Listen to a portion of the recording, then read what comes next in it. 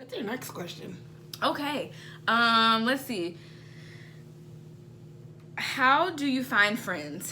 So someone asked, how do you find friends? In college, it was easy, but in adulting, like adult life, it's different. I'm not necessarily a great person to answer this because, kind of like I said before, I didn't want friends.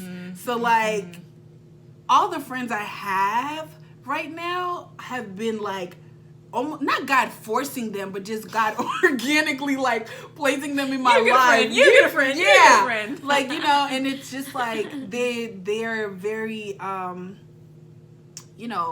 purposeful, Yeah. and so I probably, I think this, I'm gonna pass this buck to you because I'm not the best person to answer this. Sure. So where do you meet people? Like, where do you meet these godly friends? I think church is a great place, especially when you're serving alongside, not like a plug for serving, but serving does, one, it gets your hands and it's a feet. plug because you need to serve. You do need to serve. It's a shameless plug. However, one, you're being the hands and feet of God while you are serving.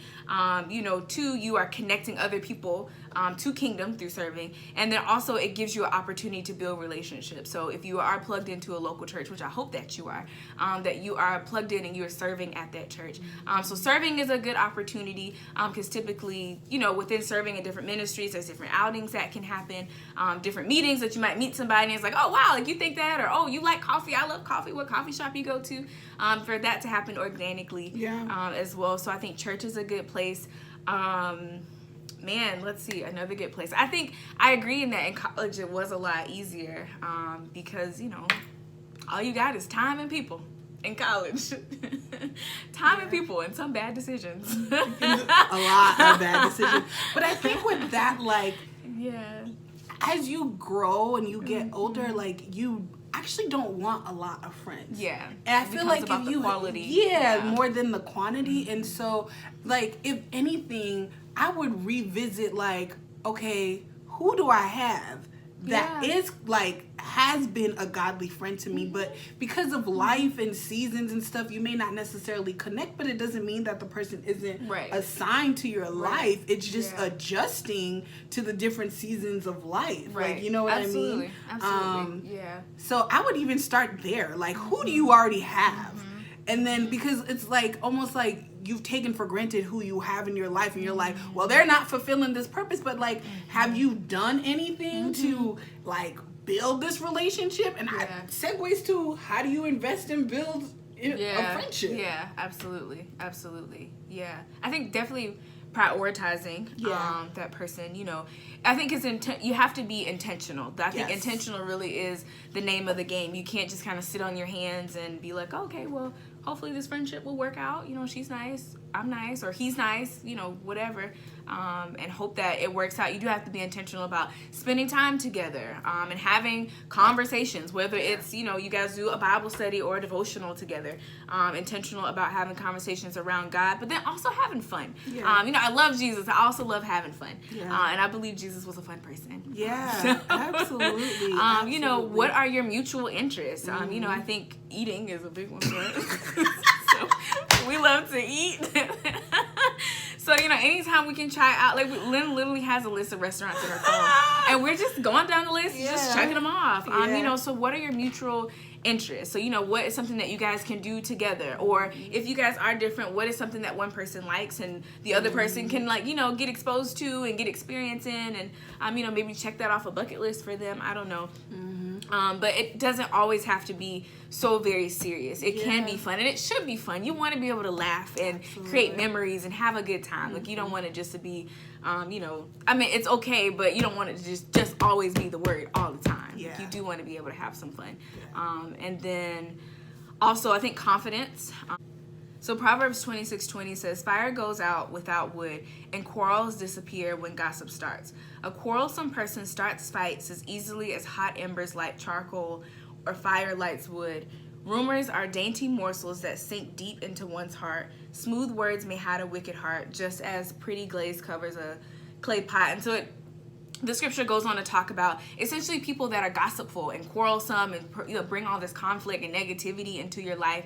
When you, like Lynn was talking about earlier, when you're confiding in that person, you want to be able to feel confident that I'm sharing this with this person and they're not going back and gossiping about me. Or, we all have our issues. We all have our stuff that we bring into all of our relationships. But when that person bringing in that stuff, are they just dumping it on you and saying, you know what, now it's your stuff, it's on you to fix it, or it's your stuff and, I'm not going to help you with it. You want someone that it's going to be a reciprocity of, okay, here's my stuff. Help me pray through this. Walk me through this. Don't go forth and gossip about it, or share this with Susie down the street, or invite, if I confide in, we're not people that talk about people anyway, so that's not a good example. But, if I confide in Lynn about something going on with my mom, for example, because that's something that's real true.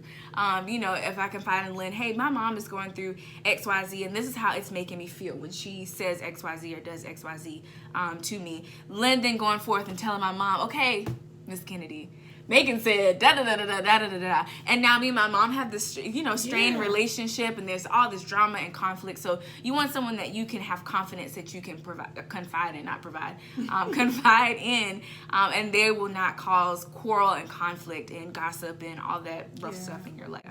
I think another way to invest and build a friendship is communication. I think we've learned each other to know so if I'm hungry or if I'm tired, don't talk to me. And vice versa, don't do that because you're like that too. But just being able to be really aware of what's going on in their life. I think nothing can destroy a relationship like someone who's not aware. You're just oh, well, whatever you're going through, it doesn't matter. Or, you're just completely disregarding what might be going on with the person. Right. And so it's just going to be important to be really self-aware about that person. And that takes communicating, talking. We talk every day, but we go through seasons where we go days without talking to each other because it's life. If we're or if we're going through something and we're just trying to figure it out before even communicating what's going on, but it's being able to be adaptable to the ebbs and flows and the seasons of life. I think a lot of times we may feel if we're friends we have to talk every day, or I need to know everything that's going on. And I think it's just giving the person room to breathe, space, the independence to if I don't want to tell you something, then I don't want to tell you. And it's okay, cool, I'll just keep owed. I think that's another thing. We don't walk around with this entitlement, sense of entitlement. Right, exactly. So it's I know what I have with her, she knows what she has with me, and we just just let it be. It is what it is. And we each have our own circle of friends, and so it doesn't, neither one of us feel threatened. It's just because I can't be everything. Absolutely. Everything to you, and you can't be everything to me because the other people in my life may have strengths that she doesn't. Absolutely. And so it's being okay with that. I think that's how you build a friendship, is knowing your place, not in a rude way, but stay in your lane. You know what I mean? So if your strength in this person's life is to just cover them in prayer, be okay with that. I think a lot of times we just get hurt by friendships because of these unrealistic expectations, or imposing a role in this person's life that we were never meant to have. So knowing your role and staying in your lane. Two things as you were talking, it made me think about the body of Christ.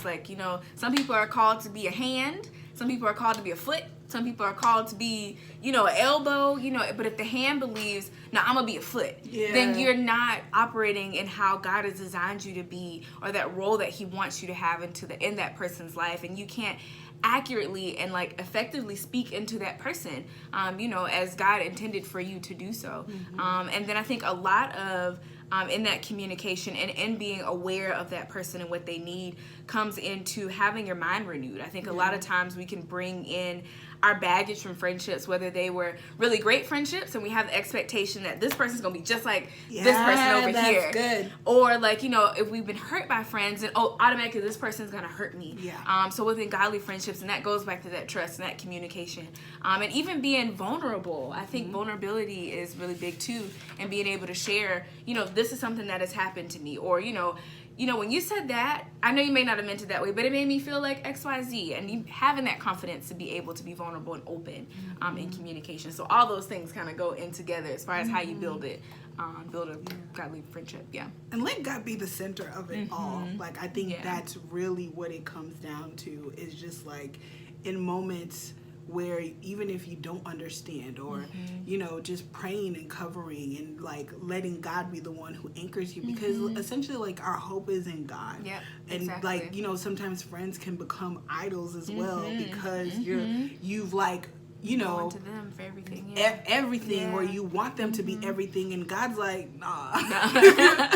I'm your everything. Right, like exactly. they're gonna fail you because they're Absolutely. human. Like they're gonna disappoint you. And it's not to say like you're gonna go around like, oh, you're gonna disappoint me, but like, you know, you cover them with a certain love when they do disappoint you, because you know they're human, and like the only person who can never let you down is God. Right. So. Right. Yeah. Absolutely. I think when you get that understanding, all relationships from there on out is just like, you know, not smooth sailing, but it's just like, yo, like God is my everything. You know what? And I think our pastor, the church that we go to, our pastor says all the time that people are a great resource, but a terrible source, and they cannot be our source.